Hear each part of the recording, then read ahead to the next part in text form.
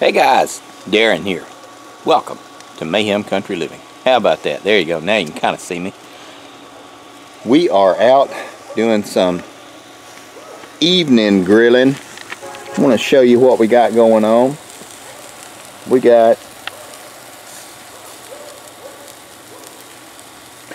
fillets. We got some poppers going. We have some skewers going with beef, chicken, peppers, tomatoes, purple onions, some zucchini, and then we have what we call leftovers grilling in a pan right there full of Italian dressing. Man, these things are going to be fan-damn-tastic, and I actually have a lot more that we have to put on the grill, but I just wanted to kind of touch base with you guys and see what's going on with y'all. And you know, when we're out here grilling, we always have a couple of deep thoughts, and just wanted to talk to you about it. You'll notice actually that I am not drinking an adult beverage. I actually have quit drinking. It was a decision that it was just a healthier choice for us. So anytime any of you guys see the videos from now on and you say, oh my god, drunk ass son of a bitch, well actually no, I'm sober, completely, utterly, and just wanted to let you guys know that, because I needed to do it. Here's one cat. There's a couple of other cats out here. You can see it's kind of dark. We've been stretching fence today, but I did want to comment on some stuff that's going on, and stuff that I think is actually very serious, and will affect us, all of us. So more to come, guys.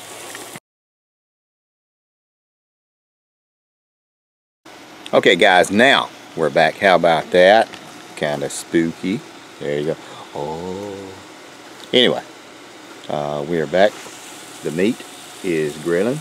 The pot is cooking. I've cleaned the pool. I've stretched some fence. The kebabs are, well, kebabbing, I guess. That would be the best way to say it. So, I wanted to kind of talk to you guys about a couple of things. Some stuff that's going on that's actually very serious, and we can kind of be flippant about it, but it's not going to change everything, and whether you care or don't care or believe or disbelieve, it won't matter. It won't affect anything, because it may be at a point where we are too far down the tube to do anything at this point with what we have right now. So I'm probably going to call this video How to Take Over a Country. A lot of stuff going on, a lot of stuff in the news, a lot of stuff that you see and read about, and listen to people. I listen to a lot of people that are much smarter than me when it comes to this kind of stuff, and then I listen and I think, and then I check with people who are much smarter than me, who I know who are in positions of authority in our government, and I check with them and I ask and I look and I check and I see, and when they can respond, they respond, and it's very sad and sobering. How to take over a country. It's going to be a 20 or a 30-year plan to take over a country, and initially what you would need to do is involve the youth, and you would need to demoralize, and let's look at the words, the prefix, and the root word. Moral, okay, we know that. Kind of like right and wrong, how the public thinks about how things go. Not against, that would be demoralize, and that would involve changing the way people think.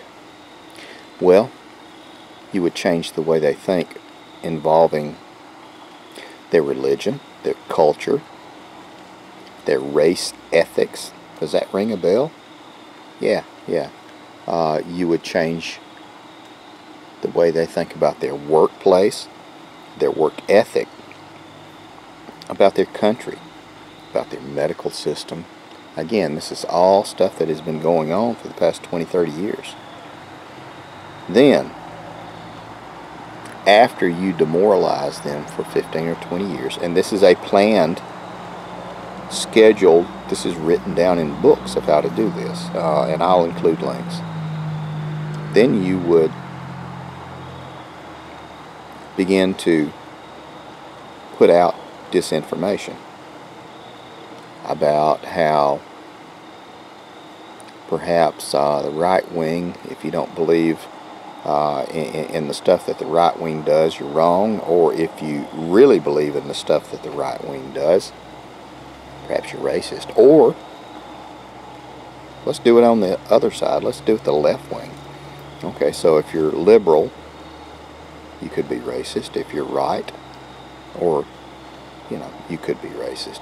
I mean, it is a very fine line. It's very interesting how these things are set up, and this is how countries do this. This is how our country has done this to so many other countries all over the world in the past 40, 50 years. Just saying.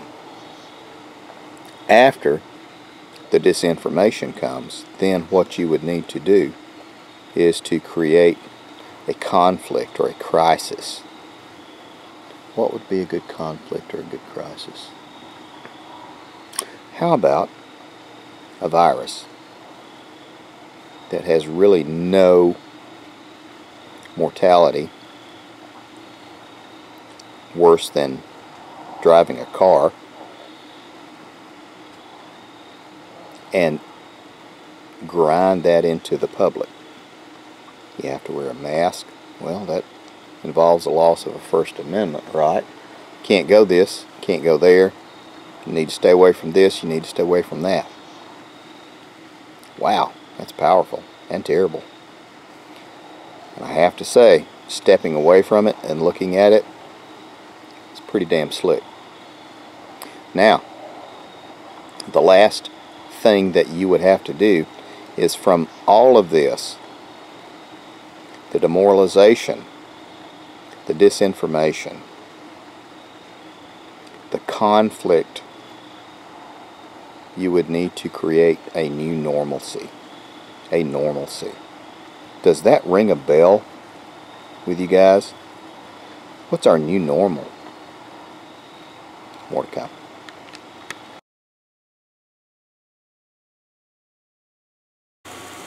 There you go. Now you can see kebabs are going, and we're cooking this. When we do this kind of stuff, we cook for usually 2 days. So we'll have this tonight and tomorrow, and we'll heat up leftovers and everything.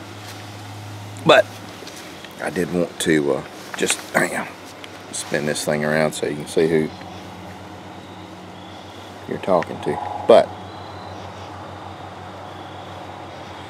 that is the 4 stages of how to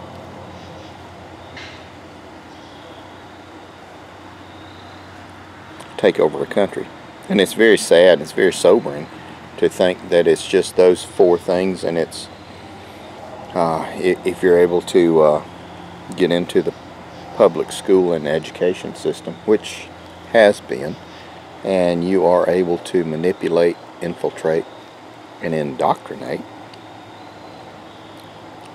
then you get all these people that are, quote, woke, which I always think woke is a joke, because if you're one of those woke people, odds are you probably never paid a house payment in your life.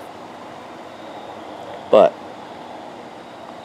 one of the things that is a big draw to these people is, well, hang on, let's go back and cover some ground that we've already done. Remember, number 1, demoralize. Number 2, distribute disinformation. 3, create a conflict Number 4 is to create a new normalcy or find a resolution, but do not go back to the original way of thinking, which all is being done as we speak. Now, we can look at this and look at it and check at it and talk at it and everything, and it is just very, very interesting to step back and away from everything and see what's going on. Now, what drives, what would make a 18 to 30-year-old want to do this? What would? It's a good question. And smarter people than I have told me that one of the biggest drivers is the fact that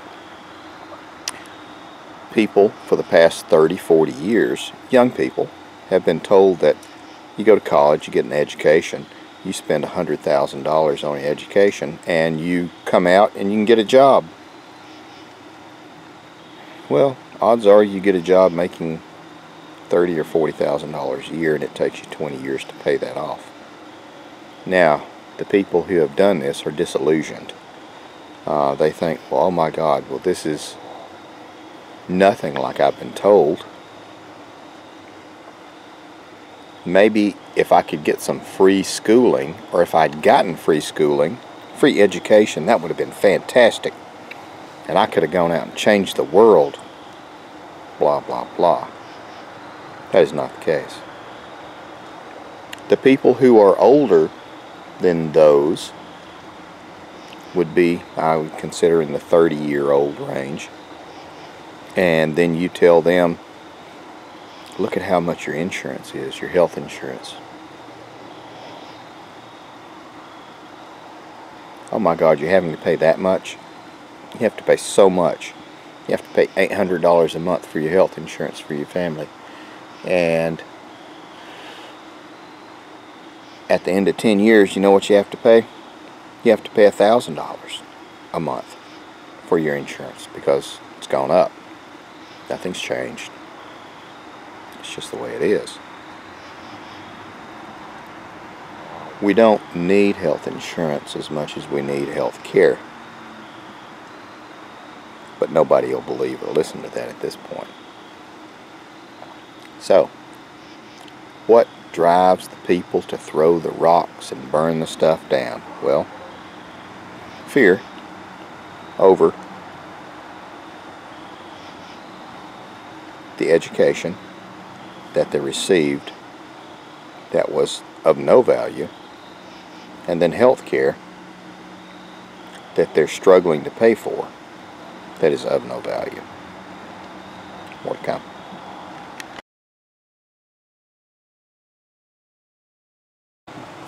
Okay guys, now we're back. So, this has been done. Panama, Argentina, Venezuela, Belize, Bolivia, Bosnia, Kosovo, unsuccessfully in Afghanistan by the Russians and the U.S. This has been done all over the world. It's being done now. We pay people to do it. We do it ourselves. Away she goes. What to do?